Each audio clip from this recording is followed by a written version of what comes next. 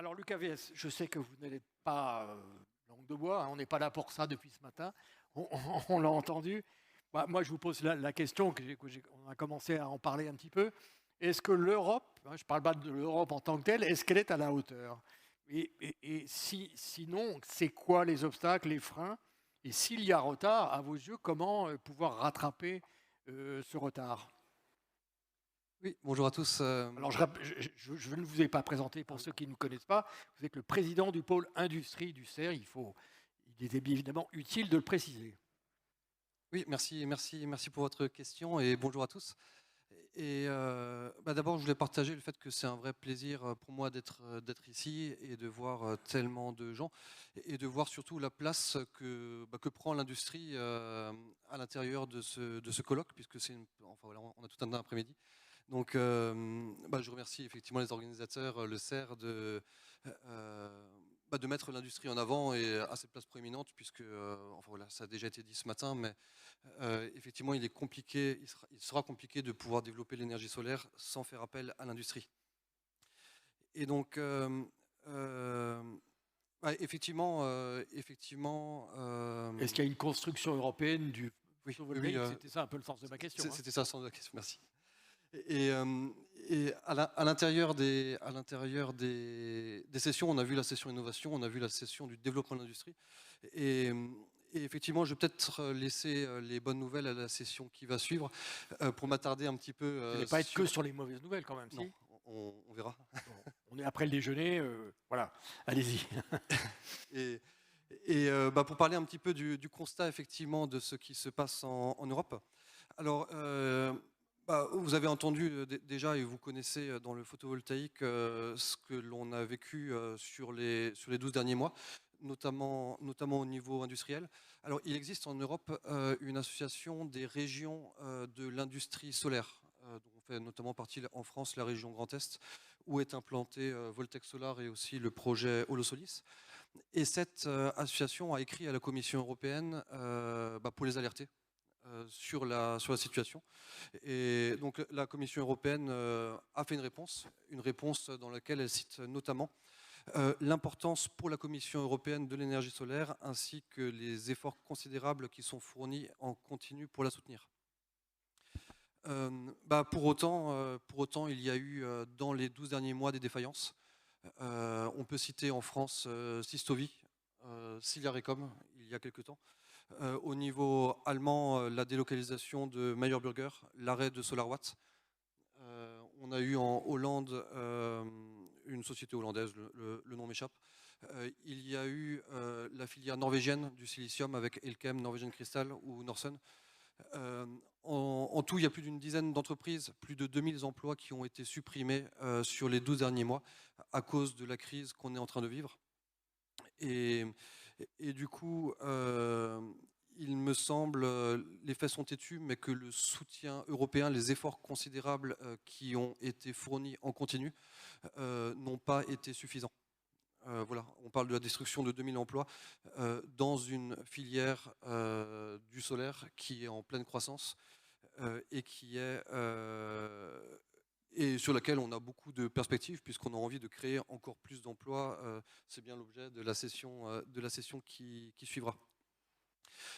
Les autres régions du monde, dans une situation comme celle à laquelle on est confronté, mettent en place des mesures de protection, des mesures de sauvegarde. Il y a différents outils qui étaient dans les mains de la Commission européenne pour protéger l'industrie. La Commission européenne a clairement fait le choix. Enfin voilà, c'est pas un choix qui a été dit, mais les faits sont là, ils sont têtus. A clairement fait le choix de l'importation, de préférer de l'électricité peu chère plutôt que de conserver la filière industrielle qui était déjà existante. Et j'insiste, puisque les entreprises que j'ai mentionnées un peu plus tôt sont des entreprises qui avaient plusieurs années d'existence et qui avaient déjà subi d'autres chocs, puisque ce n'est pas le premier choc industriel que la filière solaire vit dans les 10 dernières années. Et on parle de sociétés qui étaient quand même considérées comme étant plutôt résilientes.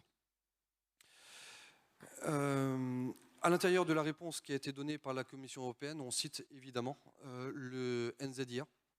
Le NZIA, qui est un texte prometteur, qui est un texte qui a une volonté de pouvoir marquer, protéger l'industrie, soutenir l'industrie et la faire croître, la faire avancer. Ce texte, le NZIA, comporte un certain nombre, au moins 3 points de vigilance sur lequel je souhaiterais insister. Le premier point de vigilance qui est essentiel de mon point de vue est celui du calendrier. À l'instar un petit peu de la charte qui a aussi été signée au niveau européen et à l'instar de beaucoup d'autres textes et promesses de gouvernants, alors je pense notamment au sujet des réductions des émissions carbone, en fait ce qu'on n'a pas envie de faire aujourd'hui, eh ben, on le remet à plus tard. Et c'est vrai qu'on dit, bah, tiens, on va installer des panneaux fabriqués localement, mais ça on va plutôt le faire dans 2 ans. Et bah, le NZIA, c'est un texte qui protégera l'industrie, mais enfin, il entrera plutôt en application dans 2 ans. Pour l'instant, pour être vraiment clair, il n'est pas encore en vigueur. Hein. C'est un texte adopté, mais ce n'est pas rentré en application. C'est ce que vous nous confirmez. Il n'est pas rentré en application, il n'est pas encore, enfin voilà, on ne peut pas encore l'utiliser, il n'est pas employé. Et bah, il tarde de le voir apparaître. Et bah, le niveau industriel a vraiment besoin de pouvoir passer de la parole aux actes. Et à nouveau, les autres régions ont mis en place des mesures de sauvegarde. Quand on a envie de protéger l'industrie, on a des leviers, ils existent. Et enfin, on en discutera avec ma copanéliste. Mais on a vu l'effet des mesures américaines sur les annonces industrielles bah, qui sont dans une autre dimension que celle dont on a eu droit au niveau européen. Donc une première problématique de calendrier. La seconde problématique, à mon sens, ou le second point de vigilance du NZIA est la notion d'incertitude. Puisque à date, on n'a pas de certitude sur ce qu'il va y avoir dans le NZIA. Qu'est-ce qu'on va pouvoir employer? Est-ce que les mesures de soutien qui seront déployées sont des mesures qui seront efficaces? Aujourd'hui, en tant qu'industriel, enfin, voilà, si les 10 sociétés dont je vous parle ont fermé, se sont délocalisées, ont arrêté la production, ont licencié des personnes, c'est principalement parce qu'elles n'avaient pas de perspective. Un industriel investit lorsqu'il a des perspectives et lorsqu'il a des certitudes. Aujourd'hui, le NZIA n'est pas suffisamment certain pour apporter ces certitudes qui permettent l'investissement vers l'industrie, même si, enfin voilà, à nouveau, c'est un texte qui est plein de promesses. Donc on vous sent quand même, je dirais, assez mitigé, si on comprend bien ce que vous nous avez expliqué d'une façon très claire, c'est que les intentions sont là, les actes peinent un peu à suivre. Et moi, la question que j'ai envie de vous poser est directement derrière, est-ce qu'aujourd'hui, là, en 2024, 2025, demain, est-ce que l'Europe en tant que telle, elle est capable de rivaliser avec, en gros, le modèle chinois, d'organisation chinoise? Est-ce que le soutien à cette industrie-là est à la hauteur, encore une fois, de ce défi, de ce challenge? Alors je suis, malgré tout ce que le fond de mon discours, je suis toujours très optimiste et positif. Et enfin, j'ai envie de dire que oui, l'Europe est capable et l'Europe a besoin et l'Europe va arriver à développer cette industrie. Donc nous sommes, en tant qu'Europe, dans la course. C'est ce que vous nous dites cet après-midi. À nouveau, on n'est pas complètement à côté. Alors j'avais juste un troisième point. Oui, mais je vous en prie, allez-y. Ensuite, on va appeler Becca Jones Albertus en duplex. Voilà, avant de réellement passer sur les aspects plus positifs. Il y a un autre point qui, à mon sens, tend à freiner le développement au niveau européen, c'est la notion de fragmentation du marché européen. Puisque, alors, c'est quelque chose contre lequel le NZIA souhaite lutter. C'est la mise en place de règles qui soient communes à l'ensemble du marché commun européen. Aujourd'hui, de manière très claire, ce qui me rend fort en France ne me rend pas fort en Allemagne, ne me rend pas fort en Italie. Et chaque pays a ses propres réglementations auxquelles il faut répondre. Y compris au plan juridique. Y compris au plan juridique et puis au plan du soutien. Et effectivement, il y a un vrai besoin d'arriver à unifier ça, puisque aujourd'hui, on le voit, la taille des entreprises en Europe a tendance à être plus petite que la taille des entreprises chinoises, mais les marchés sur lesquels travaillent les entreprises européennes sont aussi des marchés plus petits. Et il est compliqué d'avoir une entreprise qui est plus grande que la taille de son marché, ou alors il faut arriver à pouvoir répondre dans les différents marchés européens. Or, aujourd'hui, les réglementations, enfin, pour reprendre le marché allemand et le marché français, qui sont deux marchés symboliques, ne sont absolument pas les mêmes. Petite question, puisqu'on a entendu tout à l'heure, et c'était vraiment passionnant, des chercheurs, des ingénieurs, et je veux dire, quand ils vous écoutent aujourd'hui, est-ce qu'ils auraient presque pas intérêt, mais je provoque un peu, à faire en fait du bilatéral avec d'autres pays européens, avec des objectifs communs, plutôt que d'attendre ce soutien qui est clairement établi aujourd'hui, mais qui n'est pas vraiment matérialisé de la part de la Commission européenne, par rapport à l'Europe, parce qu'on ne peut pas trop attendre. Alors, de mon point de vue, l'innovation reste le principal levier du développement de l'industrie et il est absolument essentiel que les instituts de recherche européens, français et européens travaillent au niveau français et européen, notamment parce que c'est grâce à la propriété intellectuelle et à l'innovation technologique qu'on peut espérer reprendre la main sur le marché. Et donc il est absolument essentiel que toute la valeur ajoutée qui est développée au niveau de l'innovation puisse trouver industrialisation régionalement en Europe. Alors, on va se tourner maintenant vers vous, Dr Becca Jones Albertus, en duplex de Washington. Vous êtes là, vous nous avez entendu, écouté. Merci en tout cas d'être là. Je sais que c'est le matin pour vous. Je rappelle que vous êtes en charge du solaire au sein du département de l'énergie des États-Unis. Vous avez écouté attentivement parce que je vous voyais ce qui a été dit. Peut-être quelques mots, ce serait intéressant pour le public qui est ici, nombreux. Quelques mots sur votre organisation aux États-Unis. Vous en êtes où dans la gestion et dans le photovoltaïque aux États-Unis, si vous m'entendez bien? Yes, and thank you very much for having me here today. I regret that I cannot be there in person to join you, but I'm pleased to be part of this conversation. I lead the solar office within the U.S. Department of Energy, which means that I lead the U.S.'s funding for innovation across the solar energy technology space, and also work across the rest of the US government on all kinds of solar issues, including tax credits and policy support. And we have learned a lot in the past nearly 2 years since the passage of our major policy called the Inflation Reduction Act, which had a lot of incentives in place to increase solar deployment. And estimates are that solar deployment will be 30% higher due to the tax credits that are provided to make it less expensive to deploy solar, and a number of incentives to grow the manufacturing of solar across the supply chain. Before this legislation was passed, we had very little manufacturing of solar in the United States. And since the passage, there has been tremendous interest in building manufacturing. We have seen a lot of growth in silicon module manufacturing, in thin film manufacturing, and some growth in polysilicon production. And we have seen a lot of interest in building solar or silicon wafer and solar cell production in the US, but those have been harder to realize.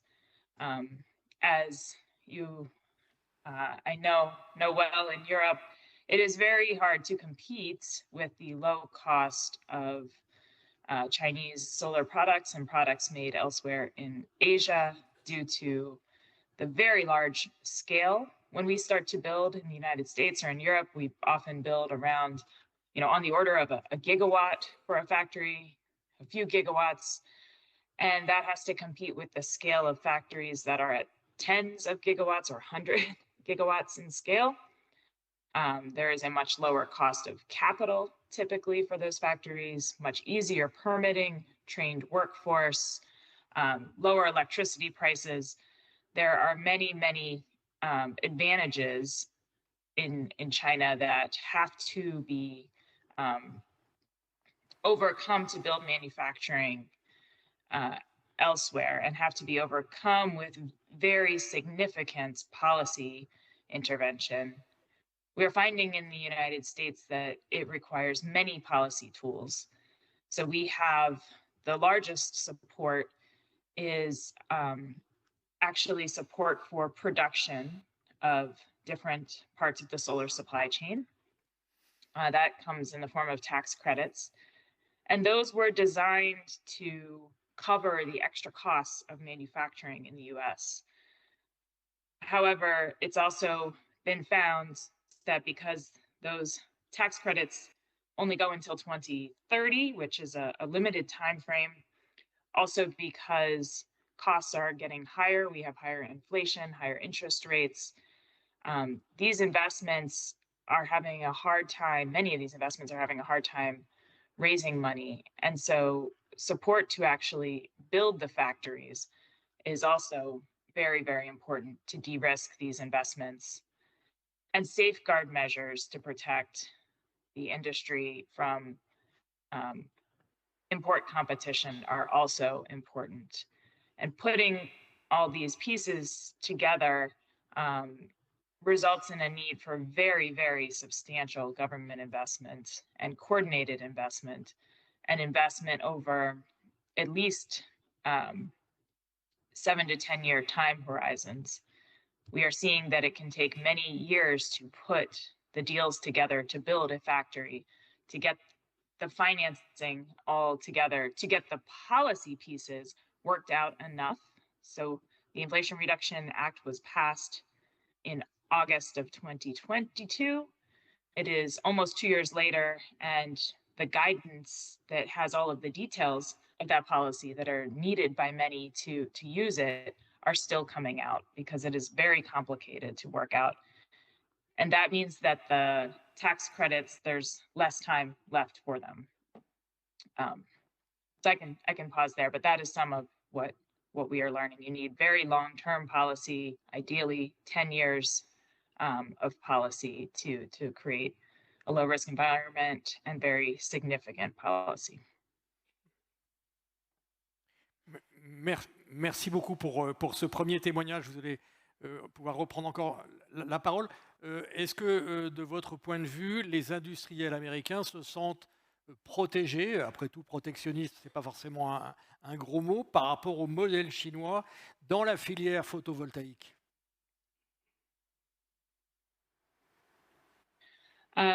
We have seen significant growth in the manufacturing capacity in the United States, which I think indicates that they feel some protection, but the silicon industry, the majority of the silicon industry recently filed for additional protections.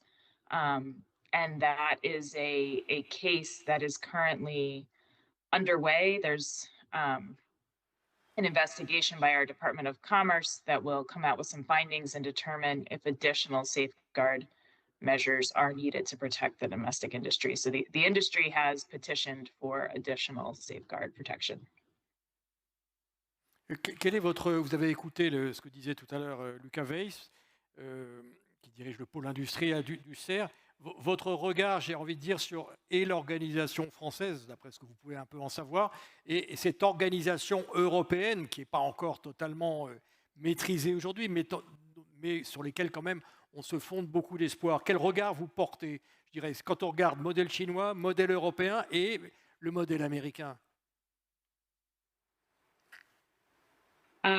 I think the European model and the American model face a lot of the same challenges, and so have a lot of the same needs. And so as the European policy is developed and the details are developed, you know, again, the longer the time horizon, the more stability for the incentives and the protections, I think the more success there will be in growing in industry. That is also what we have seen in the US. Merci beaucoup. Je donne la parole à Luca Weiss parce qu'il vous écoute évidemment avec beaucoup d'intérêt. Peut-être une question, Luca Weiss, à Becca Jones-Albertus, par rapport à ce qu'elle vient de dire, par rapport à ce que vous avez, vous, formulé par rapport au modèle européen, ou en tout cas la recherche d'un modèle européen. Qu'est-ce que ça vous inspire, ce que vient de dire Becca Jones-Albertus?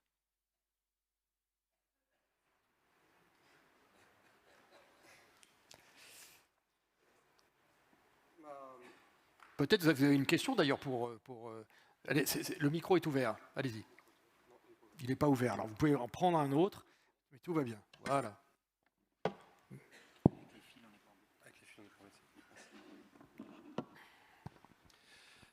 Ma principale question serait sur, j'irais sur la valeur qui est portée, puisque je pense que au niveau européen, ce qui a freiné notamment la mise en place de mesures de protection plus fortes est la notion du coût que ça représente. Et c'est vrai que je pense que vu d'Europe, il y a eu un coût très élevé de l'IRA, de la mesure américaine qui a été mise en place. Et du coup aussi un impact sur le coût de l'électricité au final, avec la question effectivement de comment est-ce que cette notion de surcoût qui semble inacceptable en Europe est perçue aux États-Unis.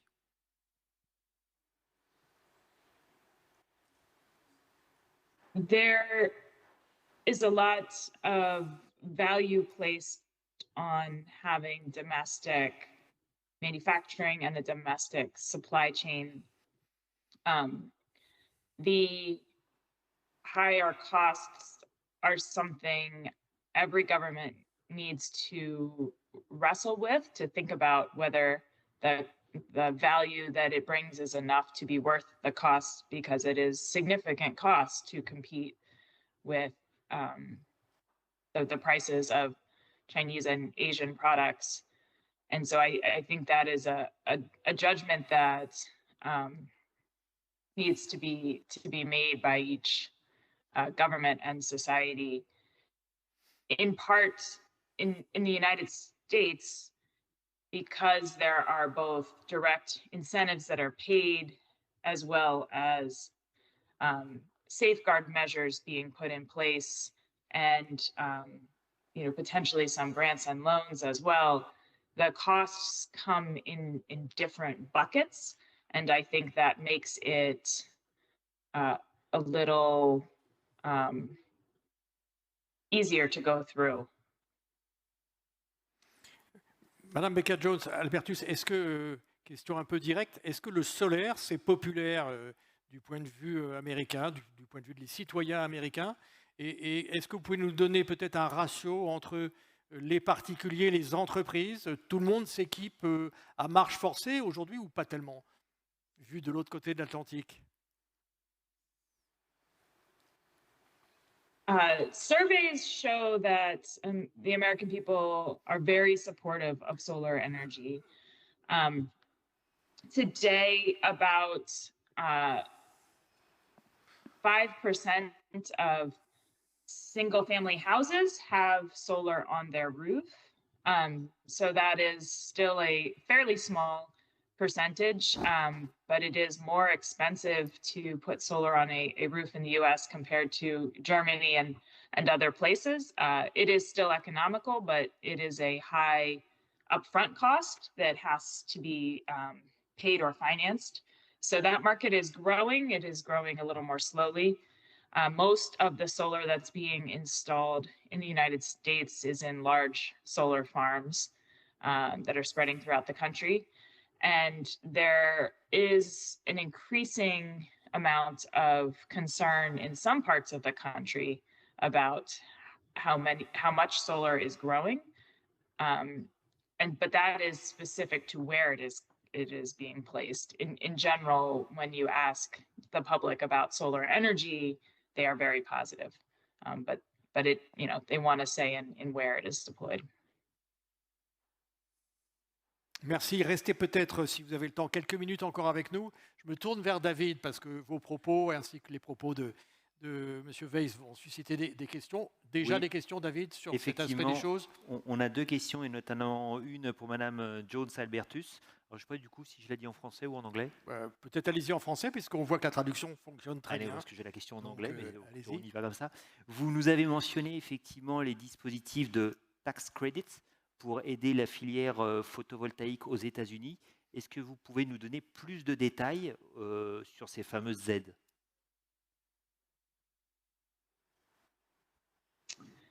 Yes, there are a few different tax credits. One we call manufacturing production tax credits. And those are tax credits for each unit that is produced. So for every solar wafer, there is a certain tax credit, and that amount of tax credit is different than the amount for a solar cell or for a module or for polysilicon. It does not cover every piece of the supply chain, but many of them. So those are tax credits that come once there is production in place. They are refundable, so the company does not need to have a large profit to take those tax credits. So, but it does mean that there is a delay until the end of the tax year and the tax processing before the company has access to that money. So it is in essence, a refund of the costs of producing the panels, but it comes with a several-month delay. In addition, there is a tax credit for developers who are installing systems with with American-made products. So they get a tax credit, which should enable them to pay more for American-made solar panels and solar cells. So those are two different types of tax credits. And in addition, for some parts of the supply chain, there is also a tax credit for building the factory. But you cannot get both the tax credit for production and the tax credit for building the factory. So there's, one or the other, depending on what is better or available. Merci beaucoup pour cet éclairage, effectivement, sur ces différentes aides fiscales. Deuxième question, alors ce sera effectivement pour vous, Monsieur Weiss. Quand on parle de réindustrialisation, de chaîne de valeur, de gigafactory, qu'en est-il de toute la supply chain du module? Je pense notamment, enfin la personne qui a posé la question pense plus spécifiquement au cadre aluminium, au verre, aux boîtes de jonction, aux rebounds, aux encapsulants, bref, à tout ce qu'il y a autour de la cellule. Est-ce que ça, ce sont effectivement des choses qui sont considérées dans les dispositifs actuels? Alors tout à fait, on parle effectivement d'écosystème industriel autour du module. Et alors on va trouver effectivement la chaîne de valeur du silicium, celle dont on parle le plus. On va aussi trouver tous les composants qui viennent autour du module ou des autres composants plutôt, puisque au niveau de la cellule photovoltaïque, on aura aussi la pâte argentée, on aura des consommables comme les fils diamantés pour la découpe de wafer, ainsi que l'ensemble de l'écosystème des équipementiers qui doivent être en mesure de fournir les équipements. Et donc, effectivement, il n'est pas possible de réindustrialiser une filière sans tenir compte de la globalité de son écosystème. Et c'est pour ça qu'aujourd'hui, c'est aussi absolument essentiel d'arriver à conserver les savoir-faire industriels, puisque quand on démarrait l'activité il y a 10 ou 15 ans en Europe, il était possible de faire des panneaux dont l'ensemble des composants provenaient d'Europe. Aujourd'hui, c'est vrai que on trouve de moins en moins d'acteurs sur les différents composants de la chaîne de valeur. Toutefois, il faut préciser qu'il existe toujours des fabricants de verre en Europe capables de fabriquer du verre solaire. Il existe des fabricants d'encapsulants, il existe des fabricants de polymères de base PET, des fabricants de rubans cuivrés, des fabricants de cadres. Donc l'ensemble de ces composants reste disponible en Europe. Mais effectivement, il y a assez peu d'incitation et assez peu quelque part de valeur ajoutée à les employer plutôt que des éléments d'importation. Merci, Monsieur Weiss. Alors, on me signale effectivement qu'il faut que nous libérions Madame Jones Albertus, qui a un autre rendez-vous à suivre. C'est la raison bien. pour laquelle je vous propose effectivement Et que on- ce soit le mot de la fin, Gilles. Merci et on vous remercie beaucoup, Becca Jones Albertus, d'être venu avec nous. Thank you very much for having me join me. Merci d'avoir répondu à l'invitation du syndicat d'énergie renouvelable. Je peux vous dire qu'ici, le public était très attentif et vous suivez vraiment mot à mot. Merci infiniment et très bonne journée. Merci beaucoup, Luc Weiss. Cette table ronde se termine. On va enchaîner nos travaux de l'après-midi. Merci encore, Monsieur Weiss.